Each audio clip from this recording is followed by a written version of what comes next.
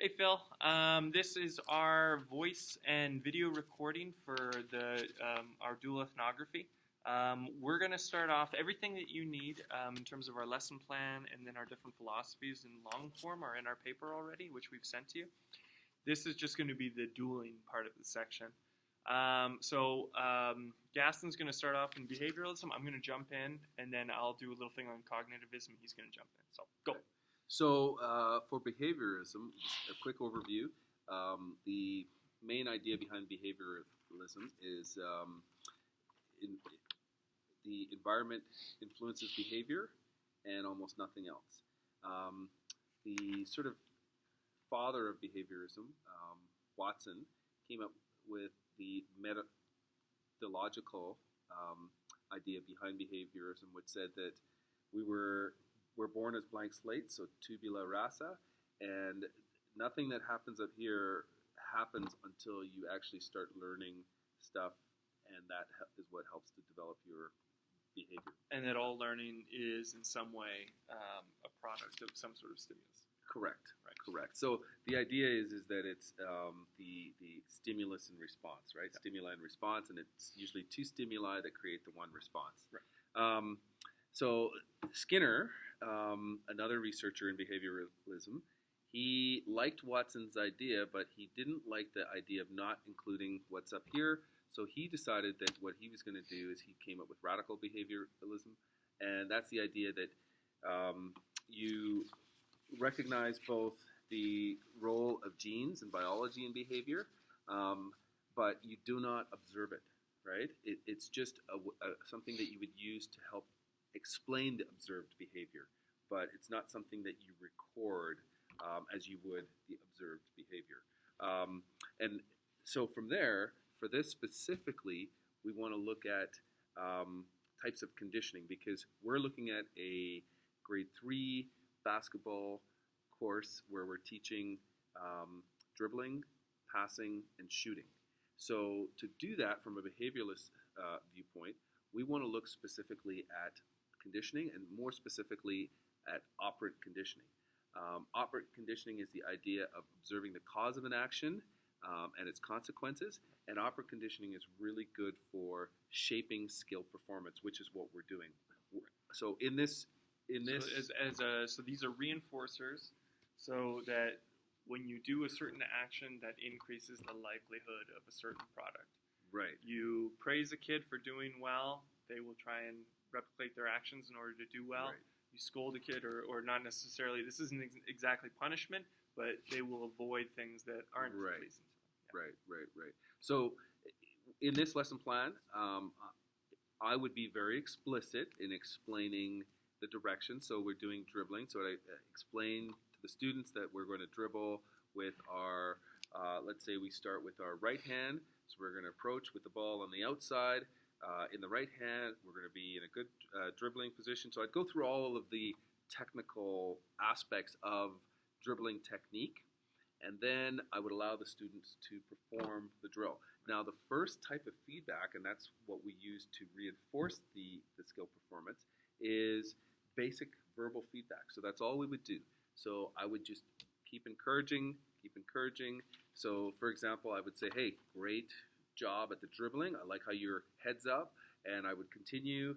And then as they move through, so let's say they were going to repeat this drill 3 or 4 times. So on the second time, now instead of focusing on everything, I start to maybe narrow in on, okay, great control with your right hand, and I like how you switch, right? And then on the next pass, so now we're on the third pass, I like how you have your head up, right? So I pick out certain specific things, but they're usually it's usually an example of a progression in your performance, right? Now, is the student, when they are participating in the activity and they're hearing you say, good job, work on this, is their motivation internal, where they want to benefit themselves for the practice of getting good, or is it external to please? As a behaviorist,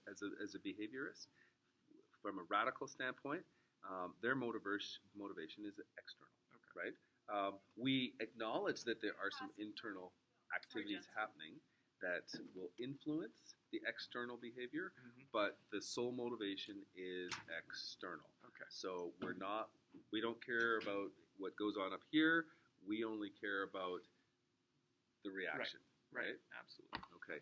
So now with that, now we're in the drill. So we're doing our dribbling, and now we've given some reinforcement, and so now we've done it about 5 or 6 times now, and now we can see that most kids are starting to, do it the way that we've explained it. Not perfect. So now to again push that skill performance and maybe perfect it a little bit more, now we start using positive, negative reinforcements, or even punishments. Now, punishments we want to stay away from, because punishments and negative reinforcements can be confusing so great potentially somewhat. that they could ruin the motivation entirely. So if you use a punishment sometimes, or a negative reinforcement that's interpreted by a punishment, what ends up happening is sometimes you have students that display aggressive behavior.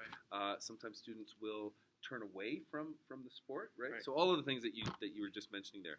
So now here's how we would approach it using reinforcement. You would have your dribbling drill, and you would maybe say to the students that if we can get everyone through without anyone losing control of the ball, with proper techniques, or your head's up, you're looking at the next pylon as you're approaching it. We're not looking at the ball. We're using our periphery vision to control things. So you give them the specific skills that you want to see. Right. And then the reinforcement is that if I see everyone get through and do that all correctly, then a positive reinforcement is everyone gets a Gatorade after practice. And to be clear, that the skill that they are showing and the product that they are coming out with in the end is solely based on what you expose them to. And so there's if no you do X, creativity. Y, and Z, then the product should be this. So so the creativity potentially with behavioralism is somewhat questionable, because it should be predictable. Right. And that's the other thing too. Which could be a fault. That's the other part of behavioralism is that we want to be able to predict and control behavior. Right. So that's why, again, like you're saying, we're going to use the operant condition. We're not concerned with how creative the athletes are at this point. Right. We just want to perfect the skill. Because from a teaching standpoint, and more specifically teaching a sport, you want them to perfect the skill first before you worry about them being creative with it. You want to have some grasp of the fundamentals before you start. So can I go into mine really quick? Go ahead. So as a cognitivist, I would look at it in terms of there is no such thing as going into something with a blank slate. Everyone comes to an event, an activity, with some sort of prior knowledge in the background. As a cognitivist, my goal, I have the same responsibilities as any other teacher of making sure there is an objective, making sure that there's procedures to lead to that objective, making sure there's materials and stuff that help with the procedures. Right. But at the same time, my approach to the actual lesson delivery is not as exact as yours, because I want to produce, or I want to leave room for some level of creativity. So I'm worried that if I am saying you do this, and this, then there isn't a deeper understanding that's being built in it, because the children aren't able to experience it through their own lens. So if they have, so for example, if we're doing the dribbling activity, I might change my language in order to better fit what their understanding is. So rather than dribbling, I might say bouncing, because they're like, oh, bouncing, I understand that word, I've bounced before. As if we say dribbling, that might be jargon that's so specific to basketball that they might not have any experience with that. Whereas if I change my language and say bouncing, then all of a sudden that particular station makes more sense. And I guess that's the difference between the cognitive and the behavioralist is that as a pure behavioralist and as a radical one, I'm looking at it as I don't really care about all that sort of stuff up there, because if you start using prior knowledge, prior cognitive knowledge, and you try to associate things you've learned from other sports and try to use that to help you with this sport, my concern, if I'm teaching from a behavioralist, is now that is going to muddle up the skill performance that I'm trying to get you to generate. I get that. So, but for the initial interaction with the child trying to experience something for the first time, I want them to have even if it is. Even if it isn't a perfect fit, I want them to have some sort of frame of reference. But see, from a behavior standpoint, that frame of reference creates problems. And the reason it creates problems is because I don't know how accurate that frame of reference is to really. So from a behavioralist standpoint, I don't care about any of that. I want you to come in, like you said, as a blank slate. Right. But because we're looking at it from a radicalist standpoint, I acknowledge that there's stuff up here. Yeah. But that we don't use that. That does not factor into our ability to do this activity or how we process what we're learning in doing this activity.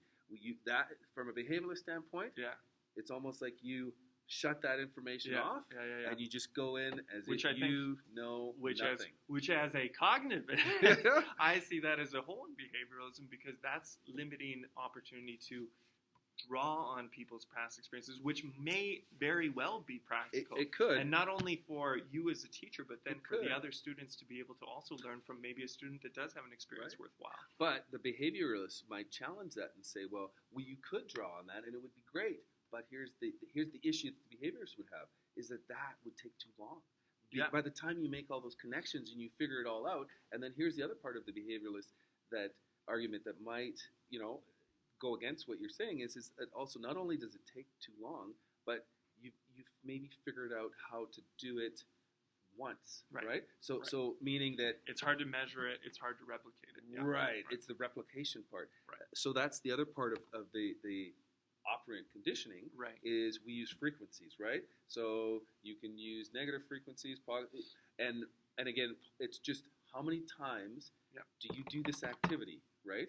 And then what is the enforcement? Is it positive or negative? So what we find is that if you have something that is done lots of times with a positive reinforcement, then that will build that activity, right? And I understand that, and I appreciate that. I think my biggest focus as a cognitivist is making sure that if that child has an experience, if that child has a connection, we need to bring out that connection and incorporate it.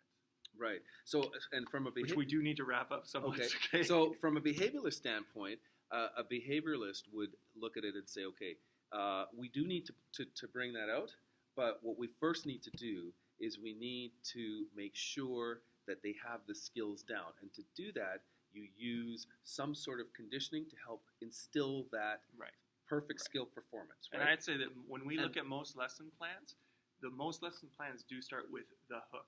Right. And that is the cognitivist approach, is like, what is the hook? The hook is them bringing their experiences. From there, once you see that they have a connection with it, then you start going through the processes of saying, what is the next, let's work on the fundamentals from there. Yes. But it has to start first and foremost with the experience. Yes. Make sense of new things by connecting them with old things. Yes. Is there anything else you want to say before we wrap it up? We have to keep the file small. No, I would say that if anything, ideally, if I were to actually do this lesson plan, I would use a hybridized version of a cognitivist and a behavioralist approach. So as would I. The cognitivist would be, like you said, the hook. We'd start with that, and sort of tease out what the students know, and then once that's determined, then maybe use the behavioralist approach with some conditioning in there, maybe some positive reward conditioning, some positive verbal feedback to encourage that behavior. And I think that way you get a balance of the exploratory and sort of the benefits of that learning, plus you'd also get the benefits of the conditioned learning and the repetition that comes with the conditioned learning. Perfect. Awesome. I concur. Thanks so much, Phil.